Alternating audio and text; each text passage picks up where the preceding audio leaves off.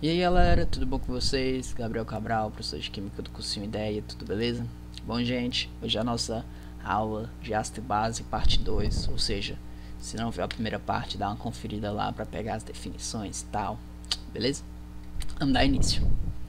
Bom, pra gente começar, vamos fazer uma revisão aqui básica de quais foram as definições de base. Bem, a gente viu que existem três teorias de ácido e base. A teoria de Arrhenius fala que uma base são compostos que em água sofrem dissociação iônica, ou seja, são compostos iônicos que vão se separar em íons, liberando um dos íons negativos, o ânion OH-, ok? Bronsted-Lorne fala que uma base vai ser toda espécie química, ou seja, não precisa mais ser um composto iônico, pode ser um íon, uma molécula, qualquer espécie, capaz de receber um próton H+, ou seja, agora ela não precisa mais ter o OH- e nem precisa ser em água, ela só precisa receber esse H+. E Lewis definiu uma base como sendo toda espécie química e ou molécula capaz de oferecer o par de elétrons através de uma ligação covalente coordenada, ou seja, agora essa espécie não necessariamente precisa receber um H+, mas ela só precisa doar um par de elétrons. Ela pode oferecer esse par de elétrons, ok? Vamos lá. Bom, a gente na aula passada classificou os ácidos e deu nome para eles. Agora é a vez das bases. As classificações das bases podem ser o seguinte: a gente pode classificar uma base quanto ao número de hidroxilas que apresenta na molécula. Por exemplo, monobases vão ser aquelas bases que apresentam apenas uma hidroxila, como hidróxido de sódio, NaOH, ou hidróxido de potássio, KOH, ou hidróxido de amônio, NH4OH. Vocês podem observar que todas essas bases têm apenas uma hidroxila que pode ser fornecida para uma reação, não é? Agora, de bases vão ser aquelas que apresentam duas hidroxilas, é óbvio, né? Dois de bases. Hidróxido de magnésio, ó, tem OH2, o hidróxido de cálcio, OH2, então ele pode liberar duas hidroxilas. Seguindo na mesma lógica de raciocínio, quem tem três hidroxilas é tribase, como o hidreto de alumínio, ou hidróxido de alumínio, hidróxido de alumínio pode liberar 3 hidróxidos, o hidróxido de ferro pode liberar 3 hidróxidos. E, continuando nessa lógica, quem apresentar 4 hidroxilas vão ser os tetrabases, como o hidróxido de chumbo ou de estânio, que podem liberar os seus 4 hidroxilas numa reação, ok? Essa é a primeira classificação. Segunda classificação, a gente também pode classificar uma base quanto à sua força. Como é que vai funcionar? Bases fortes são as bases que apresentam o grau de dissociação iônica elevado e próximo de 100, ou seja, da mesma forma que um ácido forte é aquele que libera o H mais fácil, uma base forte vai ser aquela que libera o OH menos fácil. As bases fortes, elas são basicamente formadas pelos elementos da família 1A e pelos elementos da família 2A. Então, hidróxido de lítio, hidróxido de sódio, potássio, rubídio, césio, francio, de berílio, cálcio, estrôncio, bário e rádio. Ah, professor, o senhor pulou o magnésio. Então, o hidróxido de magnésio, ele é uma exceção. O MgOH2, ele é a única base formada pelos elementos da família 1A e 2A que é fraca. Ela não é forte como deveria ser, seguindo a regra. As bases fracas, como o hidróxido de magnésio que a gente viu, apresentam um grau de dissociação iônica baixo, 5%, ok? O hidróxido de magnésio, por exemplo, ele é aquele leite de magnésio que a gente toma quando está com azia, porque ele é uma base que vai combater o ácido aqui que tem no nosso estômago, porém é uma base fraca para não atingir o nosso sistema digestivo até chegar lá, não é? Certo. Outra classificação que a gente pode dar para as bases é quanto à sua solubilidade. A gente vai considerar uma base solúvel quando a base apresentar um elevado coeficiente de solubilidade em água. E como é que eu vou saber quais são? Basicamente, vão ser as bases formadas pelos metais alcalinos. Quais são os metais alcalinos? São os metais da família 1A, ou seja, o sódio, o lítio, o potássio, o rubídio, o césio e o frâncio. E também a base formada pelo amônio, que é aquele NH4OH que a gente viu lá no começo. As bases também podem ser classificadas como pouco solúveis, que seriam a que apresenta pouca solubilidade em água. E quais são elas? São as bases formadas pelos alcalinos terrosos, que são os da família 2A, o berílio, o cálcio, o estrôncio, o bário e o radônio, porque aqui está escrito, exceto o MgOH2. Como ele é uma base fraca, ele libera pouco hidróxido, ele solta pouco esse íon. Se ele solta pouco, quer dizer que ele se solubiliza pouco, por isso que ele é uma base insolúvel, que é a próxima aqui. Bases solúveis são aquelas que apresentam baixo coeficiente de solubilidade em água. Por exemplo, são as demais bases. Então, para saber a solubilidade de uma base, eu vou ver qual é o elemento que está ligado ao hidróxido. Se ele for da família 1A, eu sei que ela é uma base solúvel. Então, se eu colocar em água, vai solubilizar sem problema. Se for o hidróxido de amônio, também. Se ela for da família 2A, eu só preciso tomar cuidado com o magnésio, que eu vou lembrar porque ele é a única base fraca dentre essas duas famílias. E fora isso, todas as nossas outras bases vão ser insolúveis, ou seja, vão ter baixa solubilidade em água, ok? Bom, a gente já viu uma classificação geral aí das bases, como é que a gente pode classificar elas, e agora vamos aprender a dar nome para cada uma delas. Quando um elemento formar apenas uma base, ou seja, o sódio ele só forma o NaOH, ele não tem como formar outra base com sódio. Quando isso acontecer, o nome dessa base vai ser dado da seguinte forma: hidróxido de mais o nome do elemento ligado à hidroxila. Então, por exemplo, o NaOH só forma, como eu acabei de dizer, o sódio só forma uma base. Então, Na é sódio, hidroxila, então hidróxido de sódio. O NH4OH, hidróxido de amônio, que é o nome do elemento ligado a ele. Ok? Então vamos lá. Bases, elementos que formam apenas uma base. Hidróxido de mais o nome do elemento. E se ele formar mais de duas bases? Bom, se ele formar mais de duas bases, é da seguinte maneira. Começa o nome igual. Hidróxido de mais o nome do elemento. E aí você vai adicionar o sufixo ico quando a base que está sendo formada for o do maior NOx. Como assim, professor? A gente viu o NOx na primeira aula. E aí a gente sabe calcular o NOx de um elemento. E sabe que alguns elementos podem variar esse NOx. Então, a gente, por exemplo, estiver trabalhando com ferro, a gente sabe que o ferro tem o NOx mais 2 e mais 3. Quando ele tiver o ferro mais 3, vai ser hidróxido de férrico. E quando for hidróxido férrico, e quando for o NOx menor, ou seja, o 2, vai ser hidróxido ferroso. Deu para pegar? Bem simples.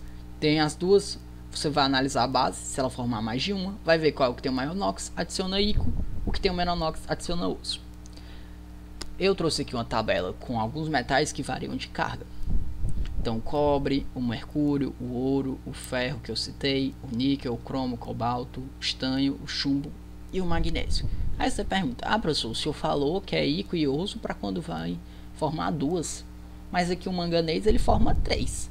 E aí, o que é que eu posso fazer? Bom, tanto com 2 quanto com 3 ou com 4, você pode também utilizar outra nomenclatura, que é o que? É o hidróxido de o nome do elemento e você vai adicionar a carga do cátion em algarismo romano. Então, por exemplo, eu tenho aqui o estanho, hidróxido de estanho, tem o SnOH4, tem o SnOH2. Se a gente for calcular o NOx, que a gente aprendeu a calcular na primeira aula, então se não lembrar, dá uma olhada lá para poder pegar aqui. Ó, o oxigênio menos 2, o H1, então aqui vai ter uma carga menos 1, o estanho vai ter carga mais 4, e aqui mais 2, ok? Se ele tem essas cargas, os nomes deles vão ser hidróxido de, aí o nome do elemento estanho, e coloca a carga do cátion escrita em algarismo romano. Então, hidróxido de estanho 4. Aqui ele tem a carga mais 2, hidróxido de estanho 2. Ainda assim, podemos usar a nomenclatura anterior que a gente viu. Professor, como é que eu faria para colocar? Se a gente sabe que esse aqui é o de maior NOx, ele ganha o sufixo ico. Se esse é o de menor NOx, ele ganha osso. Então, hidróxido estânico, hidróxido estanoso. A nomenclatura mais utilizada normalmente é essa aqui com um número em algarismo romano, mas tanto faz aí para vocês, ok? Bom, então agora a gente já aprendeu, já viu as classificações de ácidos, já viu as classificações de bases, já aprendeu a dar nomes para ácidos, já aprendeu a dar nomes para bases. Vamos dar uma continuidade aí no estudo agora geral de ácidos e bases. Uma definição que existe, você já deve ter visto, foi pH, que ela representa, ela indica se uma substância é ácida ou básica. E o que é pH em si? pH é o potencial hidrogênico, ou seja, ele vai te dizer quanto de H+ tem na tua solução, tem naquela tua amostra. Então, quando eu coloco HCl em água, ali eu estou acrescentando o HCl, que vai ionizar, vai formar H+ e o Cl-. O pH ele vai ser igual menos log da concentração de H+, ou seja, ele vai ser um valor que me diz quanto de H+ eu tenho no meio. E para que usa menos log da concentração? Porque em química as concentrações dos reagentes elas são muito pequenas. Então pode ser a 10⁻⁵, pode ser a 10⁻⁶. E para não trabalhar com um número tão pequeno que você não consegue mensurar, a gente coloca em uma função logaritma. Quando a gente faz isso, a gente transforma ele num número inteiro. Então se é 10⁻⁶, o pH vai ser 6. Se for 10⁻�3, o pH vai ser 3. Estão conseguindo entender? E como vocês estão vendo que tem um menos aqui, significa que se quer 10⁻�3, o pH é igual a 3. E se for 10⁻⁶, o pH é igual a 6. Mas eu sei que 10⁻�3 é maior que 10⁻⁶, ou seja, tem uma maior concentração de H+. Então, quanto menor o pH, significa que mais ácida é a minha solução, maior concentração de H+ tem lá. Da mesma forma que tem o pH para medir o potencial hidrogênico, tem o pOH, que vai me dizer o potencial hidroxiliônico do meu meio. Ou seja, agora a gente mediu a quantidade de H+ que eu tinha lá, eu vou medir a quantidade de OH- que eu tenho agora. Da mesma forma, o pOH significa que é menos log da concentração de OH-, ou seja, eu coloquei agora uma base, o hidróxido de sódio. Ele não vai liberar H+, ele vai liberar OH-. Então eu quero medir essa concentração de OH-. Então quanto menor for o meu OH-, mais básico vai ser a minha solução. Também é importante lembrar que a água ela é formada tanto por H+ com H-. Se eu juntar aqui um hidrogênio com uma hidroxila, forma H2O. Então o pH, o pOH e o pH, a soma deles tem que estar dentro da escala. Então existe uma escala de 0 a 14 e a soma de um pH com o pOH dele tem que ser igual a 14. Como assim? Seguinte, se eu pegar aqui o sumo de tomate, tem o pH igual a 4, significa que ele é ácido, ok? Se ele é ácido, na hora que eu for medir o pOH dele vai dar 10. Porque significa o que? Tem que dar essa soma 14. E pOH alto significa ácido.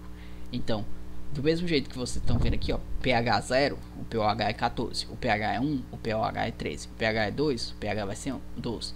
O pH é 14, ou seja, muito básico, então o pOH é muito baixo, é 0.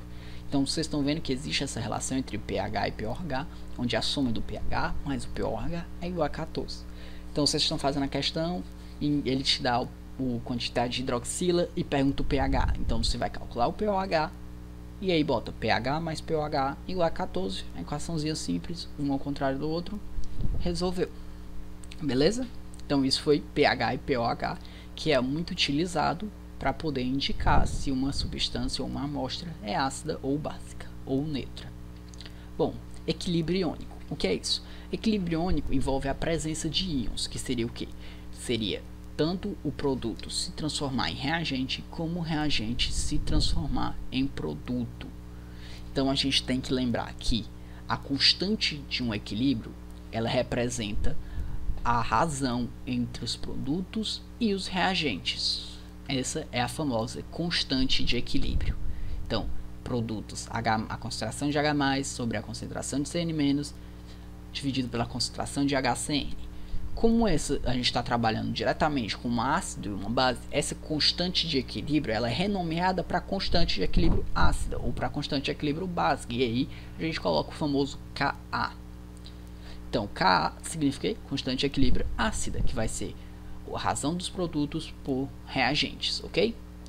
Da mesma forma que o pH a gente transformou uma equação logarítmica para poder ser mais palpável, a gente vai fazer com pKa, ou seja, a gente também vai usar menos log de Ka e transformar em pKa para ser um número mais usual, como 3, 3,5, em vez de ser um negócio 10 a menos 13, 10 a menos 2, 2,4 vezes 10 a menos 5. Da mesma forma que eu posso fazer isso para um ácido, eu também posso fazer isso para uma base. Eu posso pegar o hidróxido de amônio, que a gente viu já, ele vai se dissociar em NH4+, e OH-. Então eu vou calcular a constante de equilíbrio dele, a razão do produto sobre o reagente.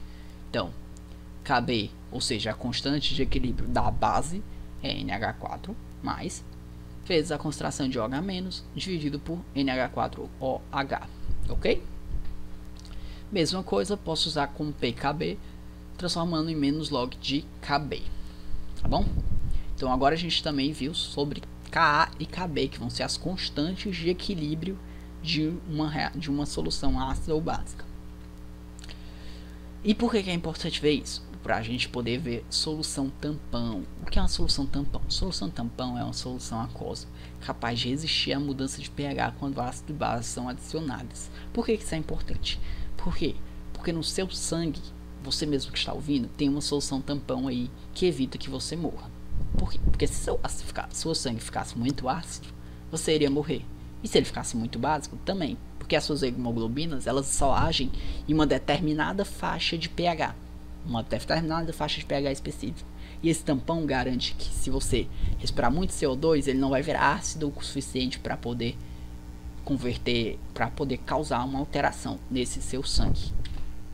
Então, o tampão, ele tem essa importância. Como é que um tampão é formado? O tampão ele é formado utilizando a mistura, são formados pela mistura de ácidos fracos e suas bases conjugadas em uma solução de pH próximo ao pKa do ácido. Ou seja, por isso que é importante a gente saber o Ka do ácido, que o tampão ele vai ser um pH próximo ao pKa do ácido, mais um ou menos um. Então, exemplos de soluções: um ácido fraco com o sal desse ácido, uma base fraca com o sal dessa base. E assim a gente forma uma solução tampão, ok?